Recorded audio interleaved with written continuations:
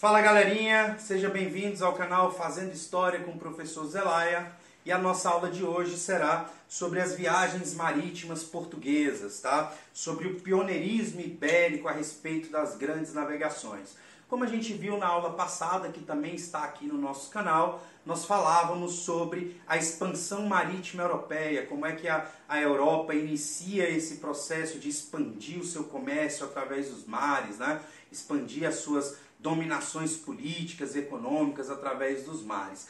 E para a gente prosseguir com o nosso conteúdo, a gente precisa entender um outro processo que foi o pioneirismo ibérico. A gente precisa entender por que Portugal e Espanha deram início a esse processo, sendo que eles nem eram as maiores potências econômicas daquele período, tá? Mas eles foram os responsáveis por dar início a esse processo de expansão marítima, e aí a gente vai entender o que levou, né, a esse movimento, tá? Bom, primeiro, lá em Portugal, né, na Península Ibérica, na verdade, houve no século XI uma guerra chamada Guerra de Reconquista, quando a Espanha, na verdade, contratou alguns mercenários, né, ali da Península Ibérica para formar um exército e expulsar os muçulmanos que haviam dominado um território muito importante para a Espanha, tá? Um território que ficou conhecido como portucalenses.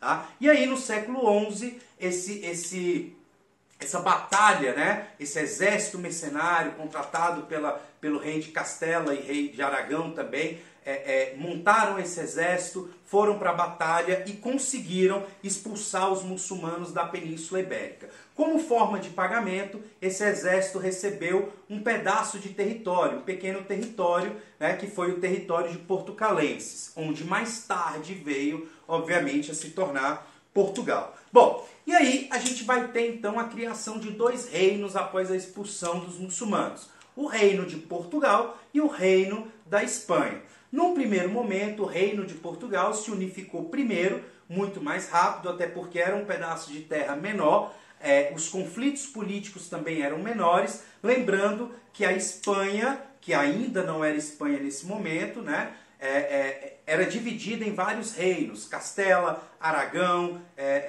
Leão, vários reinos formavam ali esse reino espanhol, que mais tarde vai se unificar através de casamentos e tudo, e aí sim vai se tornar o reino da Espanha. Mas, quando houve a expulsão dos muçulmanos, mesmo antes de haver essa expulsão, já havia uma troca cultural muito grande entre os árabes e os europeus naquele território.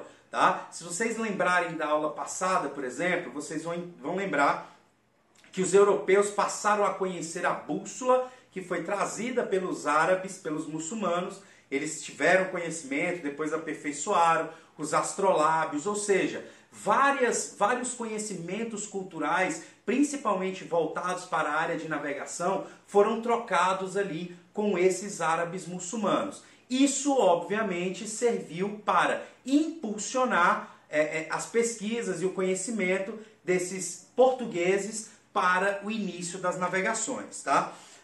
Ou seja, essas técnicas de navegações foram ficando cada vez melhores ali dentro do território português. Além disso, com a Guerra de Reconquista e a expulsão dos árabes, né, muçulmanos, houve um aumento de comércio muito grande por parte de Portugal. Tá? Por quê? Portugal estava numa posição geográfica privilegiada, onde tinha muitos portos naturais. Tá? Portos são aqueles locais onde os navios grandes, né, têm acesso à terra e conseguem atracar ali para descarregar ou carregar mercadorias. Tá?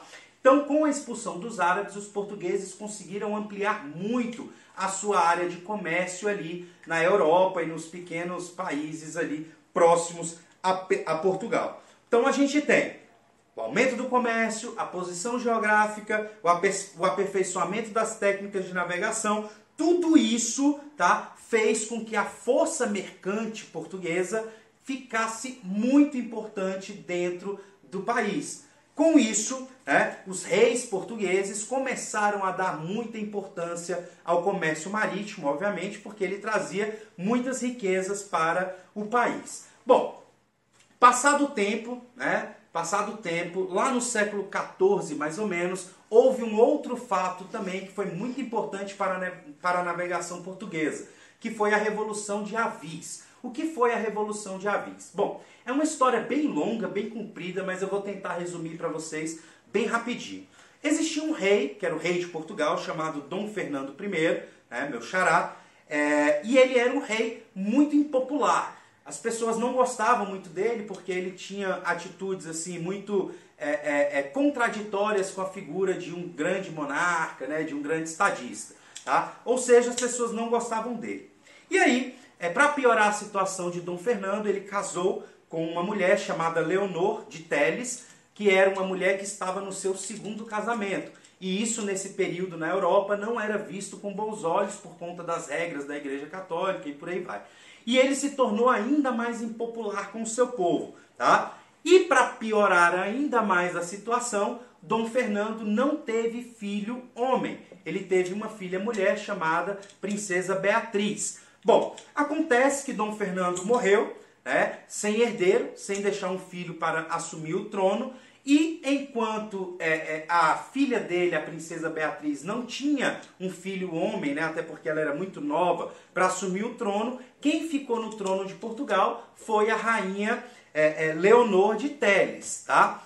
Isso foi uma confusão dentro de Portugal, até porque ela não era bem vista, né? Obviamente, por motivos óbvios, ela não tinha a simpatia do povo, e a partir do momento que ela assume o poder, outras famílias nobres em Portugal começam a traçar planos para derrubá-la do poder e assumir no seu lugar. Uma dessas famílias foi a família de Avis, né? O mestre de Avis, João de Avis, que começa a traçar um plano, começa a fazer alianças, e ele vai se aliando a todos aqueles ricos de Portugal, principalmente a burguesia, para montar um exército e derrubar a rainha do poder. O que ele acaba fazendo ainda no século XIV. Tá?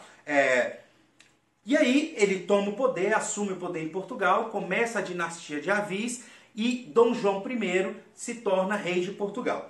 Bom, mas como é que ele conseguiu assumir o poder, assumir o trono? Com aliança com a burguesia. E agora estava na hora de pagar os favores. Justamente por conta dessa aliança com a burguesia, que a gente já sabe vive do comércio, o rei Dom João começa a investir muito nas navegações por conta do comércio marítimo que impulsionava a economia da burguesia. Tá?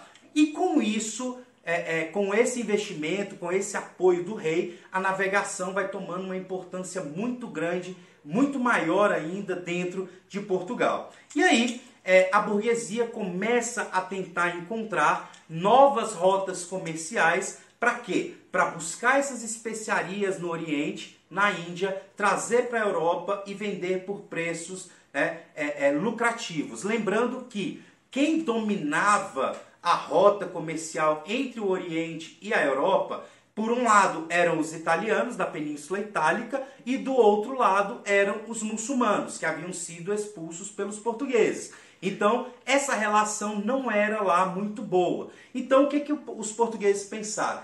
Precisamos encontrar uma nova rota para não necessitar usar as rotas nem dos italianos, muito menos dos muçulmanos. Com isso, eles começaram a estudar o oceano e traçar rotas marítimas para chegar ao Oriente. Tá? Então, buscando comprar essas especiarias, trazer para a Europa, em 1497, um navegador chamado Vasco da Gama consegue finalmente chegar à Índia sem passar por nenhuma rota conhecida. Tá? Ele chega numa cidade chamada Calicut, e ali na Índia, e ali ele estabelece um intenso comércio entre Portugal e a Índia. Tá?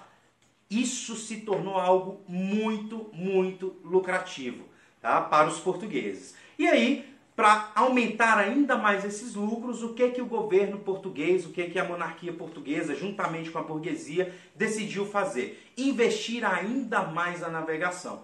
Com isso, construiu barcos maiores, caravelas maiores, né, mais fortes para andar mais distâncias. Tudo isso para descobrir rotas ainda mais lucrativas. Até que em em 1500, uma nova excursão foi organizada pelos portugueses, tá? Com mais de 20 navios, entre caravelas, naus e armadas, tudo, né? Para chegar até as Índias por um novo caminho. Só que essa armada ela era comandada por um carinha chamado Pedro Álvares Cabral.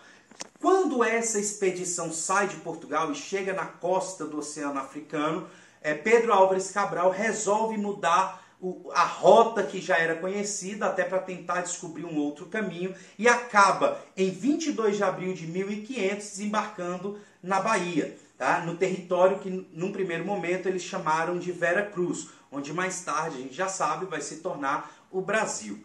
Bom, algumas teorias dizem que essa mudança de rota foi acidental, outras teorias dizem que foi uma mudança de rota programada, tendo em vista que Pedro Álvares Cabral já procurava novos territórios há muito tempo. Então, a gente não tem certeza se foi acidente ou não. O fato é que em 22 de abril, em busca dessas novas rotas comerciais, em 22 de abril de 1500, os portugueses acabaram chegando ao território onde hoje é o Brasil. Num primeiro momento, eles não deram muita atenção a esse território, porém, mais tarde, esse novo território vai garantir muitas e muitas riquezas para o Império Português.